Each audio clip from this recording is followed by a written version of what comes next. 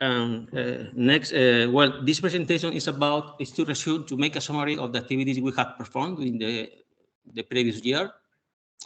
So many of you, I know, are more or less updated because you participate in different activities we do. So I'm sure that you are quite updated. But some of you today are relatively new to us. We haven't met before. So sorry, some contents are already be some maybe repetitive for some of you. Well, I don't need to introduce Enetwild, so I will pass this section relatively quickly. And the main aspect is to focus on the activities performed.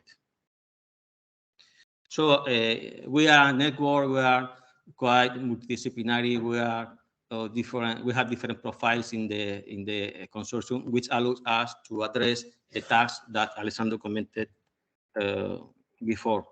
So this is the former composition of the consortium, which has increased a little bit for the second edition. Well, we are filling this gap that Alessandro commented. There is need to collect data on population distribution, abundance, and diseases for wildlife in Europe. And this has to be in a harmonized way, so this information at the end is useful. We can use this information at international level to assess risk for diseases, many of them which are zoonotics. And today we are here because one of the main tasks are to enhance networking, which is essential. So from the very beginning, we decided to work on the standards. If you work with data, you need the standards to collect and to use and to compare the information you're collecting. So we developed standards for population. Recently, we did also for diseases. Then we started data collection. Next, my colleague Camila is going to focus on this activity. And this allows to elaborate the final product, a kind of final product we deliver to EFSA in the forms of not only of data, but maps and models for species distribution. But also, this information is available to third parties in case they need this kind of information for risk assessment or even for studies more related to conservation, ecology, and management of wildlife. So having developed these standards is a major achievement. The network we have built is priceless. So during the last years, we have focused on data collection for different groups of species. We played a role like intermediary between data providers and EFSA to collect data on wild birds, which are relevant to avian influenza. But for mammal species, we directly collect the data from data providers, as you know. We mainly have focused on ungulate, but also on carnivore species. Also, we are addressing the study of the distribution of livestock, the interface that they establish with wildlife. And in parallel, we have run some initiatives like a Mammal Net project to explore alternative sources of data, in this case, based on citizen science. So we started working on mainly focusing on population, but recently, next, my colleagues Ezio and Dolores, Alessandro already introduced the topic. We are participating in activities of EFSA regarding the future surveillance of zoonotic disease in Europe under the One Health approach. So about data collection, my colleague Camila will explain to you, but as I commented, the fact that we are using the national standard makes our data compatible with other data collection frameworks, so data can be shared and can be used. And at the end, is what we want, the data to be useful for risk assessment. Also about data collection, we are currently working on the development of a web app for users to navigate through an interactive map. So there are two main users, for EFSA, for internal use, embedding the tile, but also external use for whoever who is interested in accessing to which kind of information we are managing.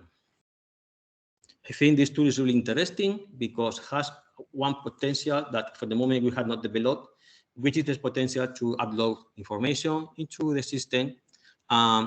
Therefore, I think countries, data providers would find an important benefit of this kind of webs, not only for sharing data, but for the own management of harmonized data from the very beginning.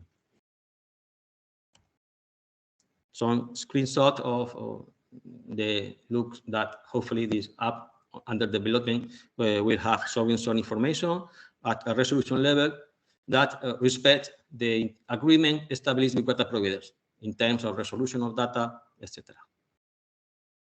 One example of some achievements, this is information of very nice resolution. Here there are some colleagues from Spain about the distribution of the management units in Spain for game species. This is the information on hunting bats for wild boars in the country. This is one of the large maps illustrating the distribution and the nature, the resolution of the information available at Europe for the case of the wild boar. In pink, for instance, the highest precision, the lower size of units, which is the management unit. So I think there is no database comparable to this. So, you know, we focus mainly at the beginning on wild boar, but we continue this activity with other species, mainly ungulates. So you can see that the set of data is quite important.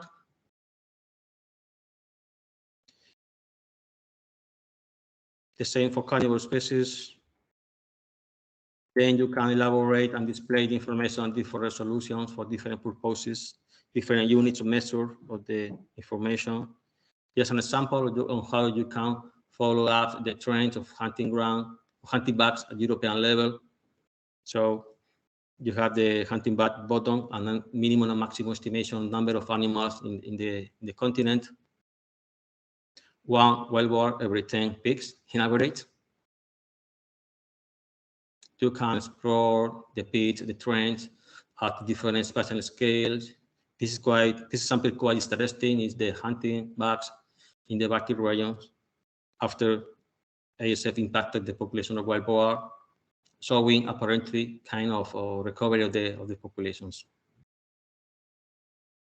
We also provide literature reviews, in this case for wild boar on population dynamics parameter. And all this information I'm telling you today can be found in the different reports which are available at our website or directly at EFSA sources.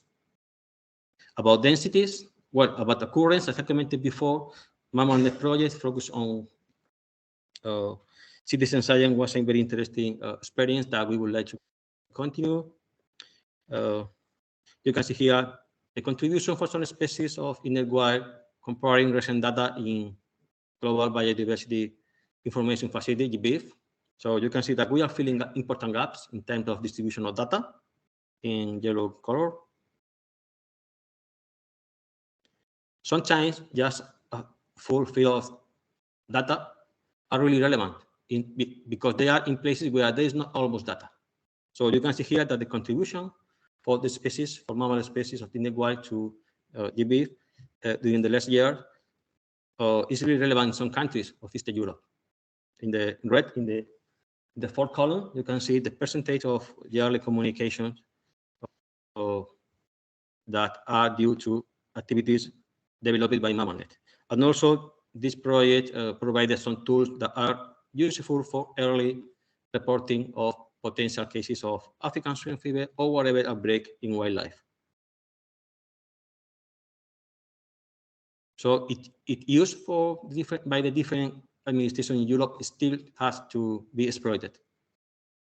With the possibility of, Graham will tell you, notifying in real time the presence of these kind of records.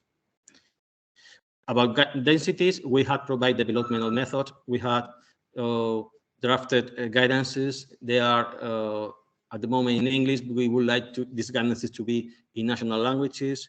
There are more technical reports. In other cases, we have some very practical guidances and cards for different methods that the professional administration can access to very easily. The protocol has sufficiently detailed. We have some material in the shape of videos. This is an example of the transference of our method to African Swift Fever Task Force in Spain to promote the generation of density, reliable values. We have also developed information technology tools. So today is not the problem to generate the data in the field, but the problem is, particularly for professionals, not for researchers, is to analyze, to present information, which is very labor demanding, also to analyze the data, which normally is quite difficult. So we are providing different solutions that will be presented in this meeting to overcome these problems. And obviously, you can also find this information in different reports. One important milestone for us was the creation of the European Observatory of Wildlife. Some of the participants are here today. So it's kind of independent network of observation points with the view of being long time and also to generate reliable trends in the future. At the moment, we are more kind of pilot network, demonstrative network, but we are already generating information that can be used. Well, this information is really a milestone in terms of harmonized wildlife monitoring in Europe. So, well, we are happy with the number of institutions participating in that. So, if you go to the website, you can see in more detail the specific objective that we aim. But for the moment, we pretend to be kind of pilot, but to build continuously and to be able to generate reliable trends of wildlife in Europe, particularly terrestrial wildlife, to expand the range of species we are addressing. And why not? This can be also something useful for future integrated monitoring, not only about wildlife, but about other aspects like diseases, environmental aspects, etc. So the model we adopted is collaborative model. We train. In some cases, we offer some funding and camera traps. We follow up the activities, and we all report together. So recently, the first result of the observatory had been published, and still, as I commented, the potential of this information is unexplored. We have developed courses for transferring methodology during previous years in different countries. All the contents are quickly and easily available at online, different formats. As I commented before, one of the final products are data analysis and spatial modeling of the species in Europe. So this is an example of one model of wearable already validated with real data based on hunting statistics with prediction at 2 by 2 kilometers. This activity was initiated a few years ago, and we have continuously refined the models. We recently also produced models for other ungulates, carnivores. Well, we are happy to see that at a certain stage, some of this information had been used for risk assessment by other authors or by other institutions, even, for instance, not only EFSA, but some institutions working on transboundary diseases at the European level. Well, about next task, this is why we're here, okay? So we had developed different annual general meeting. This is the third. The previous one was online. So I think I commented a number of activities that are related to that. We consider networking, strengthening, and foster collaboration a really, really important aspect and essential to success. Normally, after our activities, you can find materials available at website. So if you like to see retrospectively activities, you can go to the website. Finally, there is a kind of box of activities where we developed, we support EFSA in relation to a specific question that may raise in a given moment.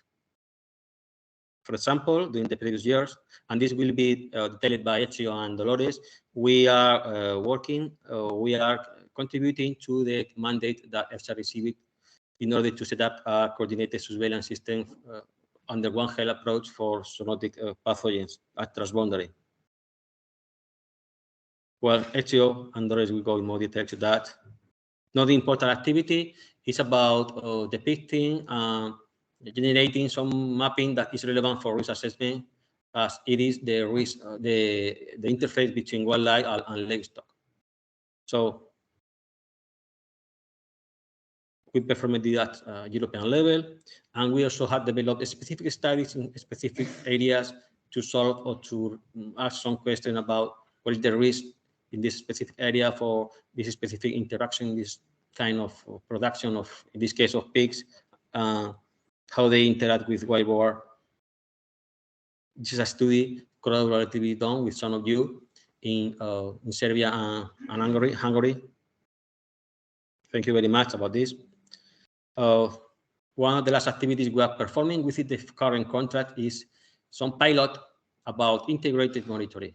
So we are combining population monitoring with the determination of some pathogens in the environment, also under the approach that not only the research, but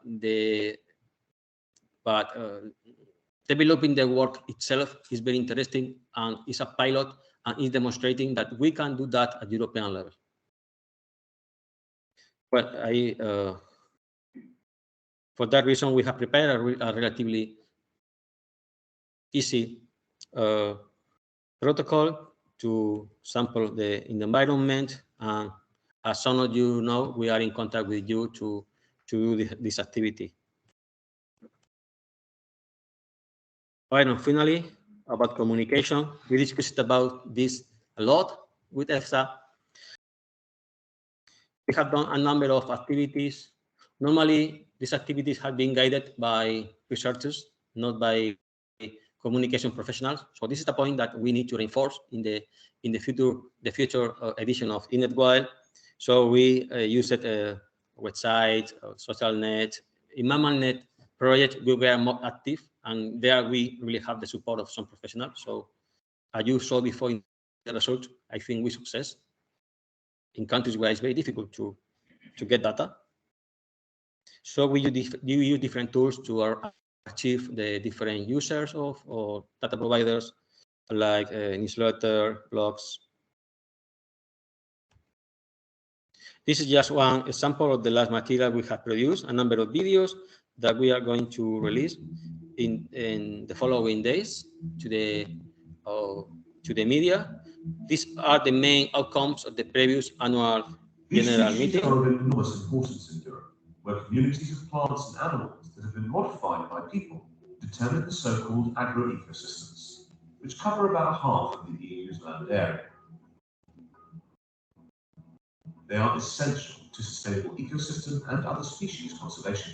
For instance, most herbivores are key as habitat engineers, regulating animal communities from the bottom, whereas carnivore species exert an indispensable role from the top of the food chain. These species are also of utmost importance to citizens, providing social, economic, environmental, and cultural benefits. Common and agricultural species are often involved in the so-called human-wildlife conflicts, which means that negative results under the human perception arise because of interactions between humans and wildlife. Okay, this is a spoiler. So we are going to release progressively these videos. Please make dissemination of them as you wish. Here another sample, particularly a video on the use and potential of iMammalia tool.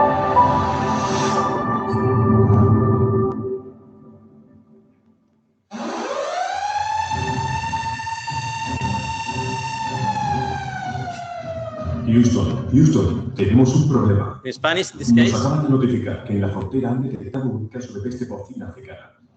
Es muy probable que ya esté en nuestro país o falte poco para que aparezca. Deberíamos rastrear la presencia de posibles animales muertos para testar si la enfermedad ya está presente en nuestra región y tomar las medidas preventivas. Forestales, cuerpos de seguridad, naturalistas, cazadores o ciudadanos es esencial para reportar la presencia de animales muertos y ayudar a los equipos veterinarios a testar si son portadores de la enfermedad. Sí. so the video is available in different languages. Also will be delivered soon. And in general, you can find different materials in video format in the web about our activities. So finally, to introduce the annual general meeting, the third one. Well, just to remark one main or general conclusion we obtained from previous meeting is that for national and international decision making, the different involving different stakeholders, the experts should define, agree on the foundation of wildlife population, but not only population, and we will see this in this meeting, monitoring, harmonizable at European level. And secondly, and only after the first step, we are going mainly to discuss on the first point in this meeting. You can develop the European wildlife decision framework involving different institutions and different sectors.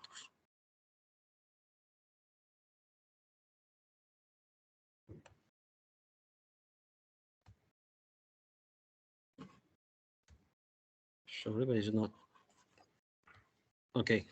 So the general objective of this meeting today and tomorrow is to provide guidance for a general framework on how to start up harmonized wildlife population monitoring programs and to provide basis for decision making at international level in Europe. More specific, we already presented the activities performed by Enetwild. We want also to present the current wildlife monitoring responsibility and coordination in Europe and the involvement and perspective of European institutions. Also, the perspectives from other regions. We had 2 inviters from Japan and from the US. And finally, we aim to discuss and propose guidance on the fundamentals of European harmonized wildlife monitoring at national and international level. So the expected outcomes are number of recommendations on the issues I commented before, and particularly different working groups with discuss on the objectives. Are we having common objectives? On the main aspect of a framework for wildlife monitoring with the possibility to be harmonized is the second point of discussion of the second group. Then also we want to elaborate and to get your proposal on how to improve, automatize, and streamline data flow. Not only the data that we already are collecting or have collected, but also other kind of information that can be useful. And this includes also the use of information technology tools, which we are going to present later. And as always, these activities are essential to us to reinforce the network, the contact, the discussion with all of you. So this meeting involved more than 60 participants from different sectors, countries, different administrations. We have Enetwild partners. We have EFSA officials here too, representative of different European institutions, representative of the observatory, other data providers, administration working on wildlife management, some of them providing data, some representative of relevant international projects and data collection frameworks for different taxa. So we are in total 20, representing of 23 different countries, plus some countries from abroad Europe, and also some European or worldwide institutions. You can see an important part of the participants belongs to the observatory, okay?